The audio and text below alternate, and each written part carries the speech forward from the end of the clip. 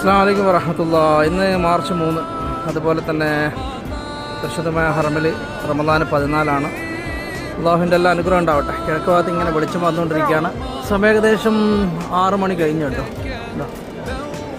എന്നാലും നല്ല തിരക്കുണ്ട് പരിശുദ്ധമായ ഹറമിലൊക്കെ. എന്നാലും പടച്ചറബിൻ്റെ കാരുണ്യവും കനിവും കടാക്ഷങ്ങളൊക്കെ ഉണ്ടാവട്ടെ.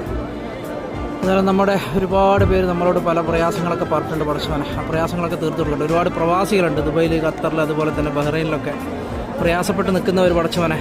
സൗദിയിലൊക്കെ ഓരോരോ ഭാഗങ്ങളിലാണ് കേട്ടോ. ഏതായാലും അവർക്കൊക്കെ അള്ളാഹു സമാധാനം നൽകട്ടെ. അവർക്ക് വേണ്ടി പ്രാർത്ഥിക്കുക കേട്ടോ. എല്ലാ ഉമ്മമാരും അവർക്ക് വേണ്ടി പ്രാർത്ഥിക്കുക. നാട്ടിൽ നിന്ന് പ്രാർത്ഥിക്കുക അവർക്ക് വേണ്ടി പ്രത്യേകമായിട്ട്. അവരൊക്കെയാണ് നമ്മുടെ നാടുകളൊക്കെ സ്വർഗമാക്കി തന്നത് കേട്ടോ. പല പ്രവാസികളും വീടുകളും സ്ഥലങ്ങളും സന്തോഷമായി ജീവിക്കാനുള്ള സ്ഥലങ്ങളൊക്കെ. അള്ളാഹുവിൻ്റെ അനുഗ്രഹം ഉണ്ടാവട്ടെ. ആമീൻ യാ റബ്ബൽ ആലമീൻ.